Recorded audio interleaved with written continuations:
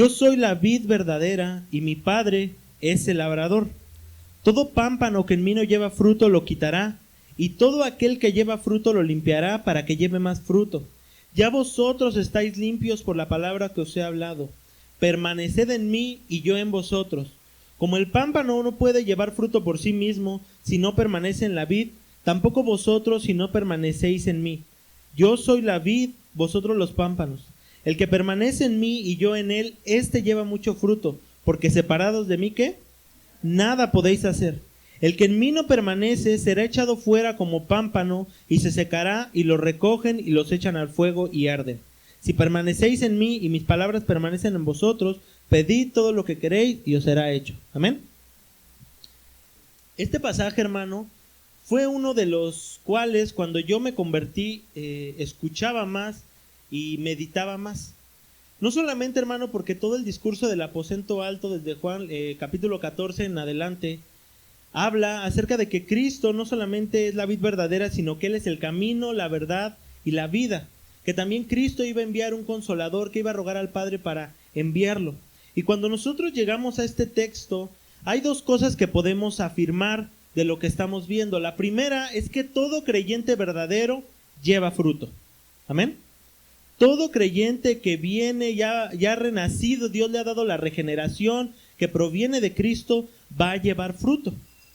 No podemos decir que una persona es creyente si en su vida no lleva ningún fruto. La segunda cosa que nosotros podemos identificar de este texto es que todo creyente que da fruto por una cosa. Y va a lograr dar fruto por una cosa. ¿Cuál es? Que nosotros permanezcamos en Cristo. Hay una razón, hermano, que nosotros podemos entender, que como dije, el creyente verdadero va a dar fruto sí o sí porque ha sido revestido de la justicia y de la nueva vida de Cristo. ¿Dónde lo podemos ver? Vamos por favor a Efesios 2, unos textos donde vemos que el fruto natural, real, proviene de la obra que Cristo ha hecho en nosotros. Efesios 2, 8 al 10. Amén. Dice aquí el apóstol Pablo, hablando acerca de que hemos sido salvados por la gracia de nuestro Señor, que estábamos muertos en nuestros delitos y pecados, dice lo siguiente: porque por gracia, ¿qué? Sois salvos por medio de la fe, y esto no es ¿qué? No es de vosotros, pues es un don de Dios.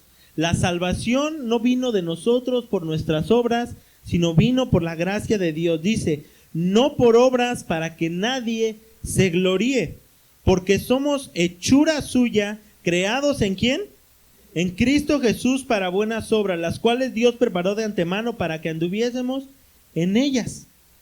Las obras que ahora nosotros mostramos como evidencia de nuestra fe provienen solamente de la obra que Cristo ha hecho en nosotros y que el Padre ha preparado de antemano para que anduviésemos en dichas obras, hermano. Nosotros no podemos llegar y decir, bueno, hoy quise hacer una cosa buena porque yo quise. No. Cuando tú vienes a Cristo, tú has sido revestido de su vida perfecta, has sido revestido de su naturaleza y ahora tú quieres hacer las cosas para glorificar a nuestro Dios genuinamente, hermano. Eso es a lo que se refiere el texto, que ahora las cosas que nosotros vamos a hacer, las vamos a hacer genuinamente. ¿Y a qué me refiero? ¿No le ha pasado que mucha gente que usted conoce, o mucha gente que sale en las noticias, en la televisión, hace obras benéficas? Por ejemplo, el Teletón. Muchísimas empresas van y donan unos chequezotes grandísimos para que sean vistos. Si ellos quisieran hacer una obra que verdaderamente ayudara sin querer gloriarse, ¿cómo lo harían? En secreto y simplemente mandan un cheque o donan el dinero. Pero no. Cuando ellos hacen algo, lo ponen en un cheque gigante, y que la mayoría de veces, hermanos, las empresas no donan a estas organizaciones porque quieran ayudar, sino porque regularmente cuando hacen esto, los deducibles de los impuestos se deducen mayormente. Entonces, nosotros, hermano, cuando venimos a Cristo, ya no debería existir ni debería haber una doble intención, porque ahora nosotros naturalmente queremos glorificar a nuestro Señor con nuestras obras. Dice, por ejemplo, Jeremías 31:33, acerca del pacto que Dios iba a hacer con su pueblo. Pero este es el pacto que haré con la casa de Israel después de aquellos días, dice Jehová. Daré mi ley en su mente y las escribiré en su corazón. Nosotros, mis hermanos, cuando no estábamos en Cristo, hacíamos las cosas, y muchas veces también como cristianos, pero ahorita voy a explicar por qué aún como cristianos, aún llegamos a tener una doble intención en nuestros corazones. Pero mayormente cuando no conocíamos de Cristo, muchas veces las cosas las hacíamos con doble intención. Queríamos mostrar a lo mejor cierta bondad, pero por dentro nosotros queríamos que nos vieran como las personas más buenas, como las personas que apoyaban algo. Sin embargo, aquí dice el texto de Jeremías que Dios iba a hacer un pacto con Israel, dice, y que iba a dar su ley en su mente para que en ningún momento, hermano, se nos olvidara aquellos mandamientos que Dios había dado y que también iba a ser escrito en nuestro corazón.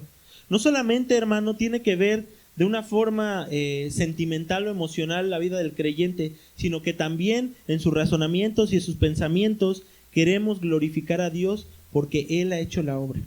Amén. Entonces, entendiendo esto, hermano, también surge una pregunta que podríamos decir, bueno, si todos los creyentes dan fruto, los verdaderos creyentes dan fruto, ¿por qué existen diferentes tipos de creyentes? ¿A qué me refiero? Hay creyentes que tú puedes ver que tienen poco tiempo en el evangelio, no sé, 1 año, 5 meses, 3 meses, y parece que avanzan en su carrera de la fe muy rápido. Personas que a lo mejor la gente los conocía y eran borrachos, mentirosos, adúlteros, ladrones, y cuando vienen a Cristo empiezan a buscar de Él con muchísima hambre, empiezan a leer la palabra de Dios, a asistir a los cultos, y su vida espiritual empieza a crecer. ¿Y por qué otros, a pesar de que podemos llevar muchos años, pareciese que no hemos crecido nada? ¿En dónde está el problema? Bueno, en lo que dice el texto: no hemos permanecido en Cristo. Es el único mandamiento que viene en estos versículos. Vamos a comenzar con el versículo 1 del capítulo 15 y vamos a leer lo que dice: yo soy la vid verdadera y mi Padre es el labrador. Todo pámpano que en mí no lleva fruto lo quitará, y todo aquel que lleva fruto lo limpiará para que lleve más fruto. Lo primero, hermano, que nosotros debemos de darnos cuenta es que cuando Cristo está hablando aquí a sus discípulos, viene de decir una de las declaraciones más importantes que dijo en el discurso del aposento alto. La primera fue la que dijo cuando él se refirió a él mismo como que él era el camino, la verdad y la vida. No cualquier camino, Él es el camino, Él es la verdad y la vida. Y sin embargo aquí, hermano, comienza con otra declaración muy importante. Cristo dice aquí: yo soy la vid verdadera. Amén. Ahora, surge una pregunta: ¿por qué Cristo entonces dice aquí: yo soy la vid verdadera? ¿Existen otras vides falsas? Mira, hermano, los profetas en el Antiguo Testamento, la mayor parte de veces que hablaban de vid o de viñas, se referían al pueblo de Israel. Pero cuando nosotros vemos y estudiamos la vida del pueblo de Israel, vemos que fue un pueblo que no obedeció a Dios. Sin embargo, hermanos, Israel estaba destinado, porque Dios así le había mandado, que tenían que ser un reino de sacerdotes y de gente santa. Los israelitas tenían que manifestar la vida, la obra y el carácter de Dios a las naciones. Tenían que ser la luz a las naciones. Tenían que verse reflejados, que conocían a nuestro Dios en la forma en que ellos iban a vivir. Pero ¿qué pasó con el pueblo de Israel? Bueno, lo que pasó con Israel fue que nunca obedecieron a Dios genuinamente. Dios los sacó de Egipto, y la generación que salió de Egipto fue la generación que no entró a la tierra prometida. Cuando llegaron, mis hermanos, a la tierra prometida e iban a poseer la tierra prometida, la nación de Israel nunca expulsó a los habitantes de Canaán realmente. y se contaminaron. Después nosotros vemos la época de los reyes y vemos a reyes que llevaron al pueblo a apostasía, que muchas veces en su misericordia Dios proveyó reyes y profetas que cada vez exhortaban al pueblo, pero mayormente Israel nunca manifestó la genuina vida que debía haber manifestado. Sin embargo, Cristo aquí dice: yo soy la vid verdadera, la vid que manifiesta realmente cómo es el carácter de mi Padre. Y nosotros vemos, hermano, que Cristo ha sido aprobado por el mismo Dios cuando dice: este es mi Hijo amado en el cual ¿qué? Tengo complacencia. De nadie, hermano, en este mundo ha dicho eso Dios más que de Cristo. Ningún otro ser humano ha reflejado la vida perfecta de Cristo, el carácter de Dios, más que como lo hizo nuestro Señor Jesucristo. Y Él hace esta declaración diciendo: yo soy la vid verdadera.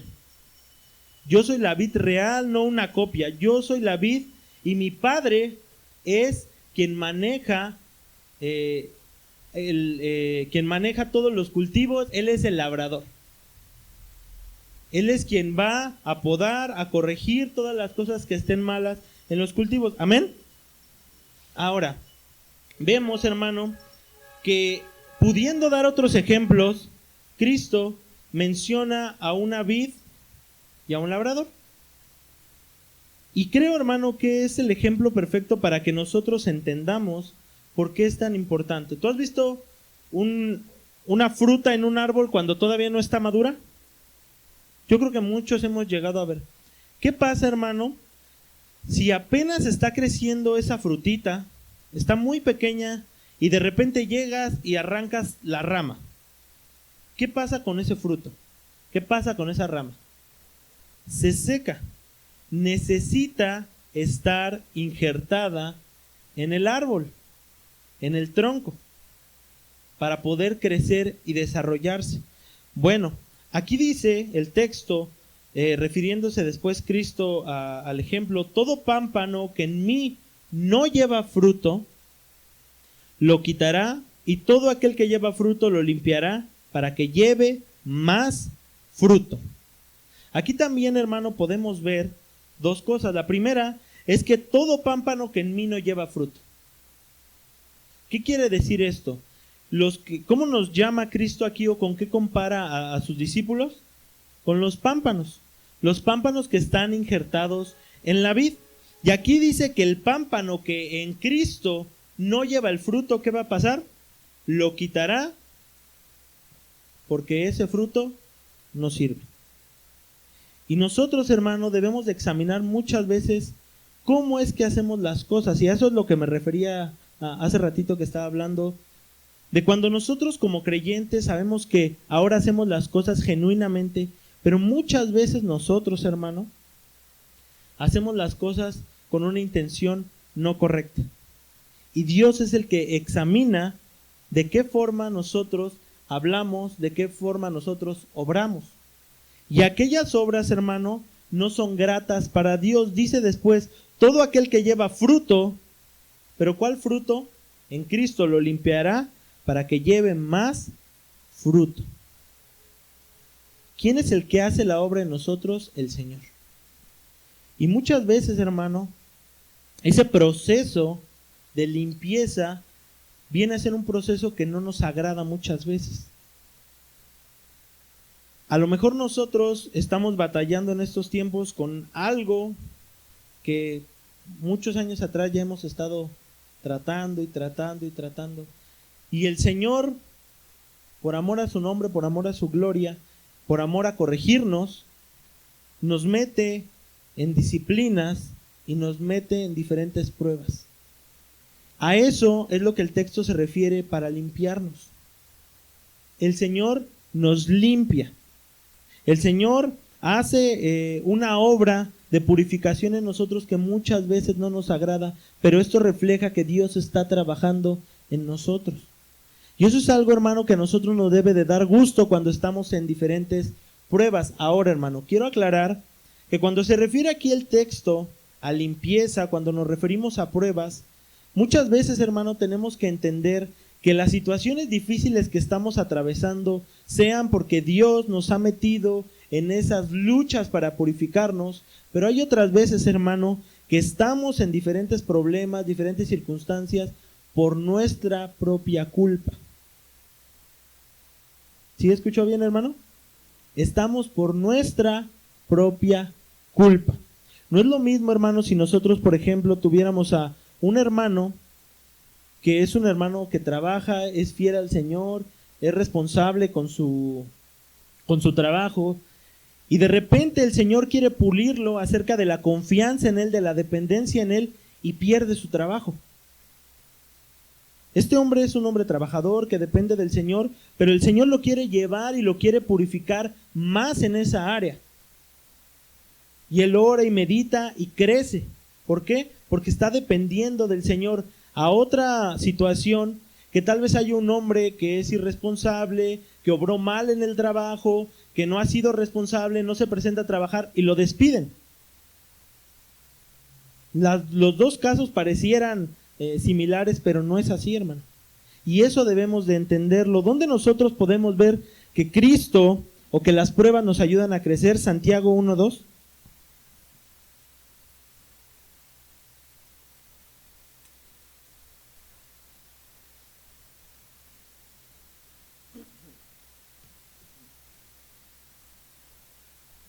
Amén.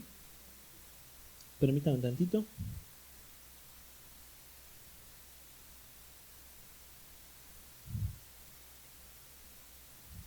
Santiago 1, versículo 2. También es un texto que ya conocemos mucho, hermanos. Dice: hermanos míos, tened que por sumo gozo cuando os halléis en diversas pruebas. Ahora, hermano, esto, ¿cómo lo podría interpretar usted? Aquí Santiago está diciendo, hermano, tienen que tener gozo cuando se hallen en pruebas. ¿Eso es lo que regularmente pasa? ¿No? Y no está hablando de un gozo donde nos riamos y estemos completamente felices y bromeando, no. Sino que nosotros nos alegremos porque el Señor nos somete a esas pruebas. ¿Por qué? Y lo va a seguir diciendo, sabiendo esto, y escuche, que la prueba de vuestra fe, ¿qué va a producir en el creyente? Paciencia. Cuando nosotros somos sometidos a las diferentes pruebas, cuando somos sometidos al fuego, es que el Señor en nosotros quiere producir algo, ¿qué? La vida de Cristo. Eso es, hermano, el fruto del creyente, que la vida de Cristo sea reflejada en nosotros cada vez más. Una vez, hermano, estaba platicando o escuchando una conversación, me acuerdo que fue una expo cristiana o supuestamente cristiana, que era más mundana que nada, y un chavo que cantaba música cristiana, que era muy criticado, decía que era muy criticado su ministerio porque las iglesias que eran muy legalistas no aprobaban que él hiciera reggaetón cristiano, porque eso hacía. Y este joven decía, porque él es pastor hoy, como se dice pastor, que por sus frutos los conoceréis. Dice que como la iglesia da fruto porque hay matrimonios restaurados, porque hay familias porque hay jóvenes que abandonan las drogas, eso es el fruto, hermano, que una iglesia crezca. Regularmente, hermano, cuando una iglesia es de sana doctrina, no es una iglesia que se llena. Tú puedes ver las iglesias de Joel Austin, tú puedes ver las iglesias de Cash Luna y cómo están cada domingo a reventar. Pero eso, hermano, no es evidencia de un fruto genuino delante de Dios. El fruto verdadero, hermano, es el que produce Cristo en nosotros para que cada día nos parezcamos más a Él y menos a nosotros. Ese es el fruto. Que ahora que tú eras una persona que decía mentiras y ahora el Señor cada día que vas a decir una mentira te redarguye. Cada día que tú vas a explotar en ira y como explotabas antes, ahora te puedes contener y puedes reservar las palabras que no debes de decir. Que ahora tú puedes controlar tus pensamientos pecaminosos y puedes tener dominio de ti mismo. ¿Por qué? Por la obra que ha hecho Cristo. Por eso es que dice el texto de Santiago que la prueba de vuestra fe produce paciencia. Tenemos que estar gozosos, hermano, porque Dios está trabajando en nosotros. Y es en diferentes situaciones, hermano, no solamente en uno. Y dice después, mas tenga la paciencia su obra completa, para que seáis perfectos y cabales, sin que os falte cosa alguna. ¿Hasta cuándo Dios va a trabajar con nosotros, hermano? Hasta el día que venga Él o muéramos. Y eso es algo, hermano, que a nosotros nos debe de dar mucho gusto. Que nosotros seamos pulidos por nuestro Dios. El texto nos dice que Él va a limpiar aquellos pámpanos. Y aquellas cosas que no procedan de Cristo las tiene que limpiar y las tiene que quitar. Porque son cosas que no le agradan a Dios. Amén. Continúa, volvamos a Juan. Vamos en el versículo 3. Juan 15:3. Dice, ya vosotros estáis limpios por la palabra que os he hablado. ¿A qué le suena este texto, hermano? Él les está diciendo, hermano, a los discípulos una cosa, lo que se entiende aquí. Ustedes ya están limpios. Cuando nosotros hemos sido unidos a Cristo, nosotros, hermano, delante de Dios, tenemos una cuenta que ya se pagó. Nosotros, mis hermanos, no tenemos que presentar obras para salvación.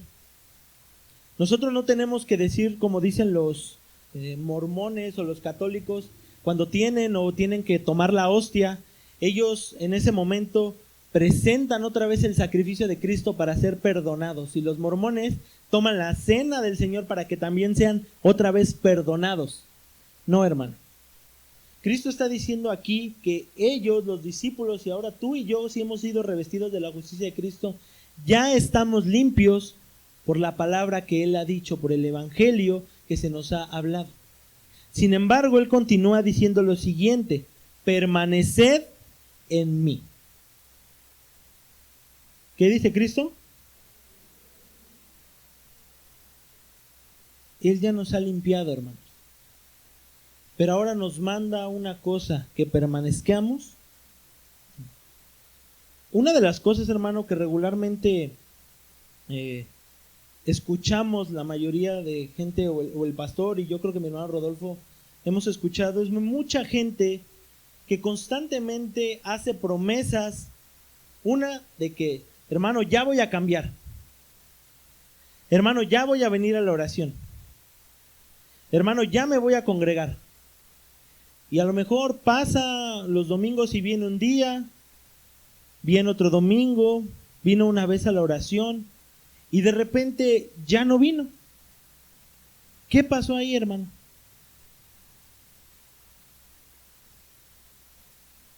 No estoy diciendo que abandonen la fe. Estamos hablando de creyentes, hermano. Pero ¿qué pasa cuando nosotros, hermano, decimos estas cosas sin que dependamos de Cristo? Nada va a pasar. Mi esposa últimamente ha estado comprando plantitas y ha estado cuidándolas. Y apenitas una de las plantas que compró se cayó y se le cayeron sus hojitas. Y yo vi que ella puso como una bolsita, un botecito con agua y las puso ahí para que tuvieran raíz. Estas hojitas o estas plantas, hermano, nunca dijeron a mi esposa, oye, queremos crecer o queremos que nos metas en agua para que tengamos raíz. No, simplemente estas hojitas, mi esposa las levantó, las puso en agua, no se movieron para nada, sino simplemente las plantas están ahí, en el agüita, y van a dar raíz. Nosotros, hermano, siempre que decimos que vamos a hacer una cosa sin depender de Cristo, estamos quitando el elemento más importante para que podamos hacer esas cosas, permanecer en Él. ¿Cuándo tú has visto, hermano, que un árbol que no está sembrado, no está plantado en la tierra, crezca? Sería ilógico, y de hecho yo creo que si vemos un árbol que empieza a crecer ahí en el concreto, pues nos deberíamos hasta espantar porque es algo ilógico. Cristo dice, permaneced en mí. Y aquí nos habla más profundamente de las cosas. Dice, yo soy la vid y vosotros los pámpanos. Y dice aquí, el que permanece en mí, este lleva mucho fruto, porque separados de mí, ¿qué? Nada podéis hacer. Por más que tú y yo nos esforcemos por nuestros méritos, por más que luchemos todos los días, tú y yo nunca vamos a poder dar fruto por nosotros mismos. Es imposible. Es imposible. Es por eso, hermano, que debemos de examinar cómo está nuestra vida espiritual. ¿Verdaderamente dependo de Cristo? ¿Verdaderamente busco tener una relación íntima con Él? ¿Verdaderamente le conozco? Porque déjame decirte algo, hermano, tú podrás leer la Biblia, podrás evangelizar, podrás predicar, podrás hacer muchas cosas que todo cristiano llega a hacer, sin embargo, puedes estar haciéndolas sin Cristo. Los teólogos liberales, los teólogos mundanos, saben teología y no conocen a Cristo. ¿Cómo es que nosotros estamos manifestando el permanecer en el Señor? No, nosotros hemos dicho, hermano, que los judíos, cuando querían enfatizar algo, lo repetían varias veces. Nosotros, por ejemplo, cuando queremos enfatizar algo en una carta o en, por ejemplo, un mensaje en Facebook, lo ponemos en mayúsculas o ponemos signos de exclamación. Bueno, los judíos, hermano, lo repetían varias veces. Cuando algo era muy importante, lo repetían más de 2 veces. Algo importante era 2 veces, cuando lo repetían más. Y aquí, por ejemplo, hermano, cuando dice Cristo, yo soy la vid, lo repite 2 veces. Pero cuando se refiere a permanecer en mí o algo similar, se repite 5 veces en los textos que estamos estudiando. ¿Qué es lo que quiere Cristo entonces que entiendan los discípulos? Eso, hermano, permanezcan en mí. Y ahora, ¿en qué contexto se lo dice? Bueno, el contexto de la última cena del Señor, hermano, es que Cristo les está diciendo, yo ya me voy a ir. Es tiempo de que yo vaya, sea crucificado, me entregue uno de ustedes para ir a hacer la obra. Y los discípulos, hermano, se llenan de tristeza, muchísima tristeza. Y esos discípulos, hermano, que se han llenado de mucha tristeza, están siendo llenados o consolados por Cristo, y les está diciendo, yo soy el único camino, voy a enviar un consolador, yo soy la vid verdadera. ¿Y sabe qué, hermano? Muchos de estos discípulos a los cuales se les estaba diciendo permaneced en mí, en el tiempo cuando persiguieron a Cristo, cuando lo crucificaron, no permanecieron en él. Incluso uno de ellos, el apóstol Pedro, ¿qué dijo? No te voy a negar. Yo no lo voy a hacer, Señor. Aunque todos te dejaran, yo voy a estar ahí pendiente de ti y no voy a dejar ni permitirte que te pase nada. Y muchas veces nosotros, cuando escuchamos eso que hace Pedro, nos sorprendemos o nos escandalizamos y decimos, ¿cómo puede ser posible que conociendo a Cristo hiciera eso?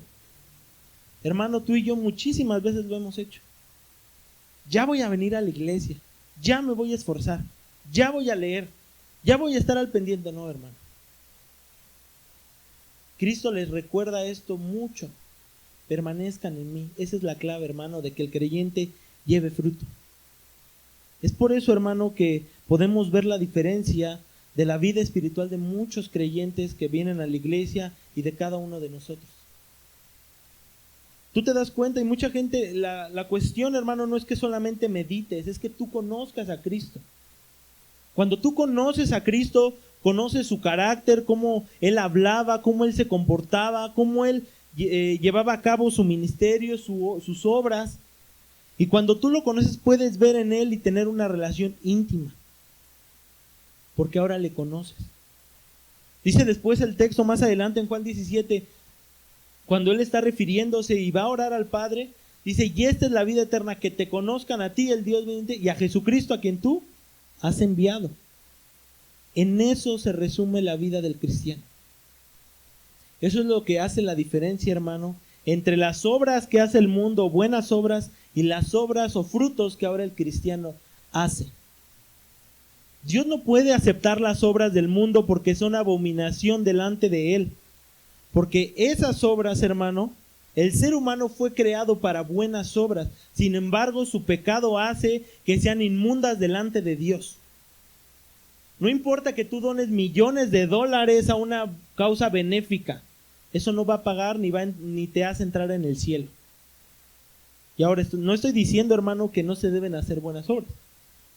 Pero esas obras no van a agradar a Dios, porque las obras que agradan a Dios, no para salvación, sino que le dan gloria a nuestro Señor, son aquellas que han venido a ser selladas por Cristo.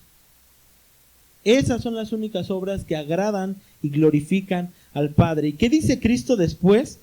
Dice, vosotros los pámpanos, el que permanece en mí y yo en él, este lleva ¿cuánto?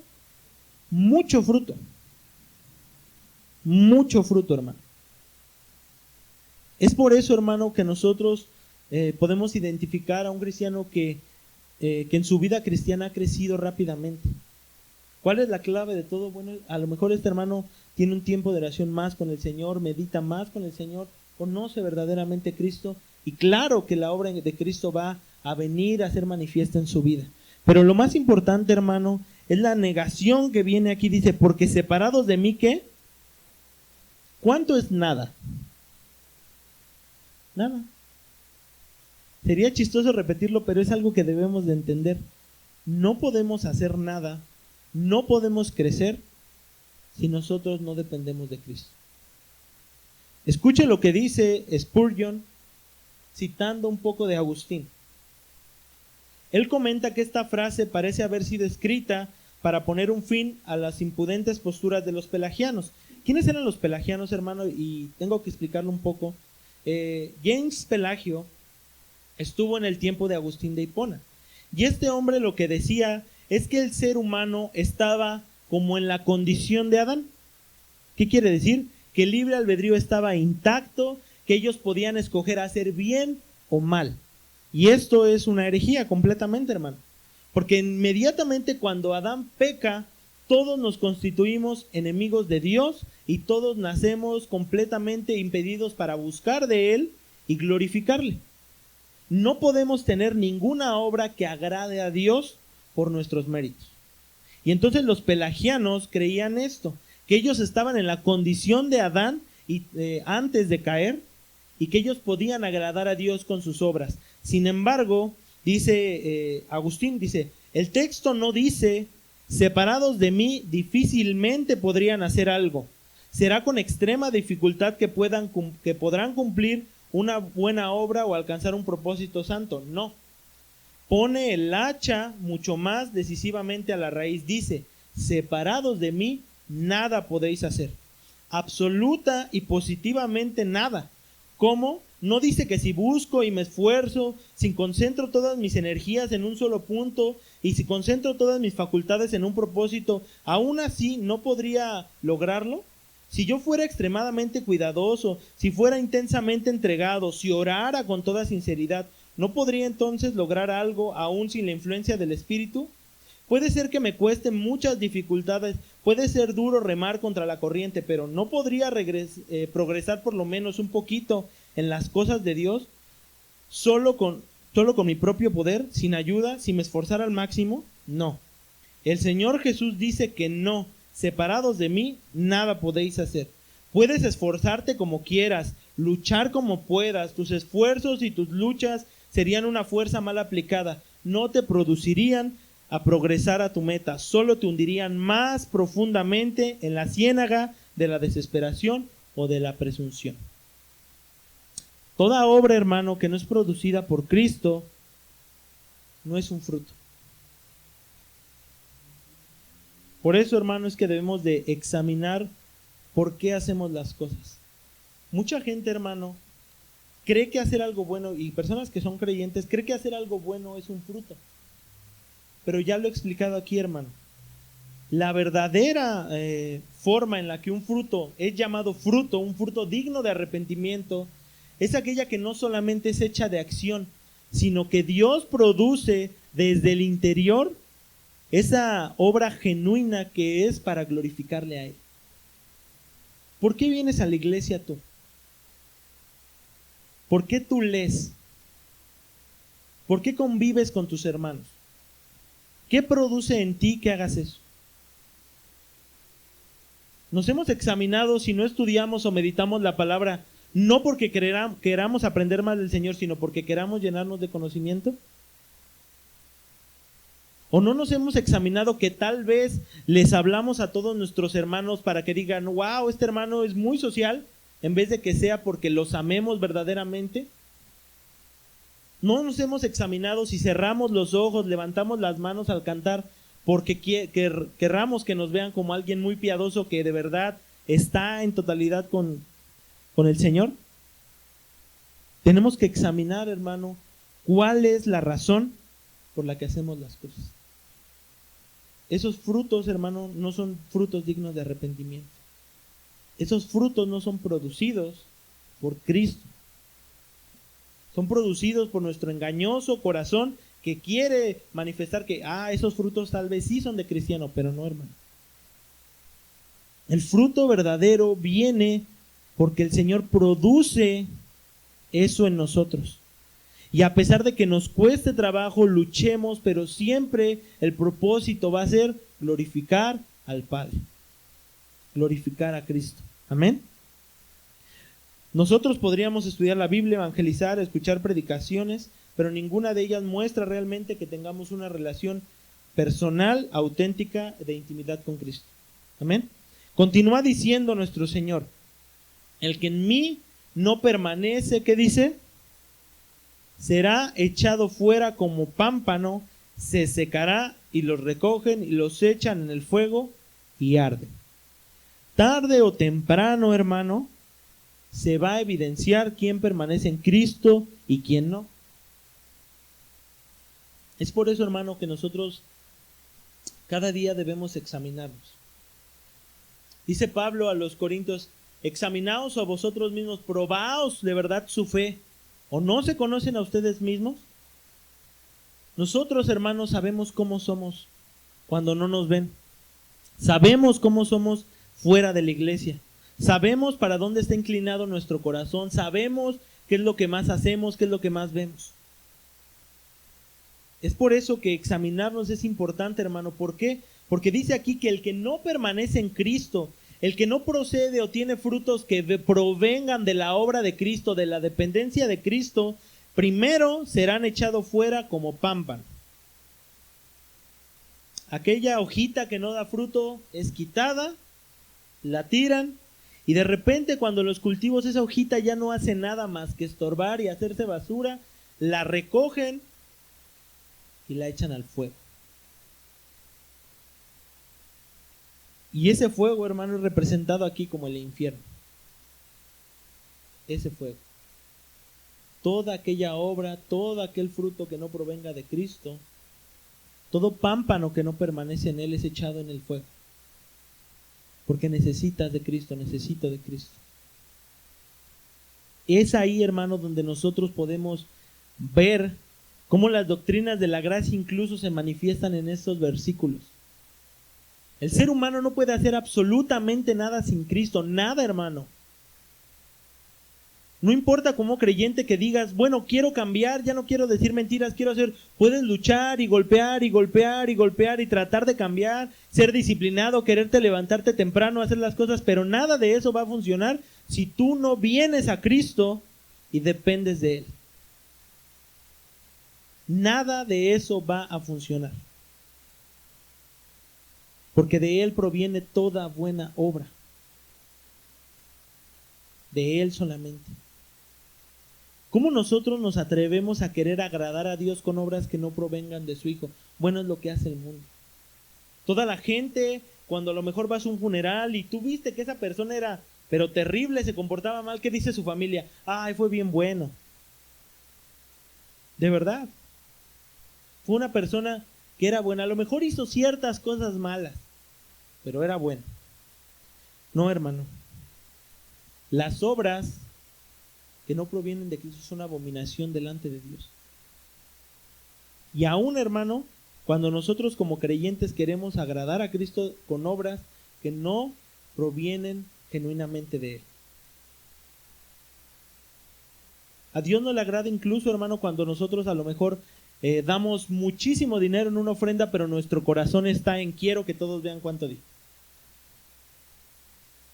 Eso no es glorificar a Dios. Y Cristo aquí está diciendo que ellos,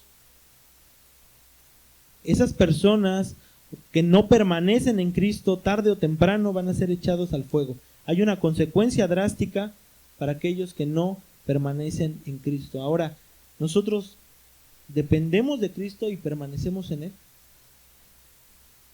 ¿Qué es permanecer en Cristo, hermano? ¿Qué es permanecer en Él?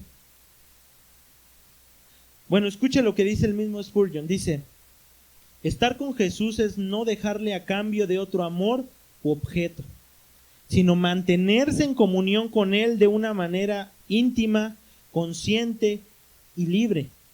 El pámpano no solamente está siempre cerca del tronco, sino que de continuo recibe de él vida y fecundidad. Todo verdadero creyente que está en Cristo en cierto sentido, pero esta expresión tiene un más alto significado al que debemos llegar si queremos alcanzar delante de su trono el poder ilimitado. El creyente verdadero se preocupa por dar fruto digno de arrepentimiento. Eso tenemos que entender. El creyente quiere glorificar a Dios con su vida. Pero ¿por qué parece que estamos estancados? Porque nosotros no hemos buscado cultivar con nuestro Señor Jesús una relación íntima, y muchas veces, hermano, cambiamos el amor por Él por otras cosas. Nos distraemos con los afanes de la vida, nos distraemos con el ocio, con diferentes cosas nos distraemos. Y lo que el creyente, lo que tú y yo, hermano, debemos de buscar es cultivar una relación personal con Él cada día más. Cada día más. A mí me gusta mucho leer a Jonathan Edwards porque cuando él escribe y me gusta mucho leer su diario, porque él escribía de una forma en que tú te podías imaginar cómo era su relación con Cristo. Dice que a él le gustaba estar con su familia, dice que a él le gustaba estar con sus amigos, pero lo que más le gustaba, describe él, que es irse a los campos, irse al bosque y tener largas caminatas platicando con su Señor. Él quería meditar en Él, quería pedirle al Señor, quería platicar con Cristo. Esa comunión, hermano, es la que verdaderamente va a hacer que nosotros llevemos fruto. Que estudiemos, que meditemos y que dependamos de Cristo en todo, hermano. Separados de mí nada podéis hacer. Y ahora, si tú eres una persona que no conoce a Cristo, que eres una persona que ha sido injertada en esa vid, bueno, tú no eres un creyente. Y todas las obras que tú hagas para querer agradar a Cristo son abominación delante de Él. Pero así como Cristo dice que Él es la vid verdadera, textos antes nosotros también podemos identificar que Cristo también dice que Él es el camino, la verdad y la vida. Hoy tú puedes venir a Cristo en arrepentimiento y fe. Y Cristo no solamente te vino a salvar de tu pecado, te vino a salvar de tus buenas obras para querer agradarle. ¿Tú quieres ser un verdadero creyente que dé fruto? Bueno, ven a Cristo de verdad. Abandona esa idea de que con tus obras vas a poder agradarle. Porque esas obras ya le pertenecen a Él porque Él te creó. Para que tus obras sean para la gloria del Señor, necesitas ser revestido de la justicia, de la obra y sacrificio de Cristo en tu vida. Y en Él hoy puedes tener la esperanza para salvar tu alma. Puedes ser salvado como aquellos pámpanos que se caen, los quitan y son echados al fuego, para poder dar mucho fruto para Dios. Es importante, hermanos, que nosotros prediquemos eso a la gente. Que las obras no salvan, solamente la fe en Cristo. Y es importante que nosotros entendamos algo también, hermano.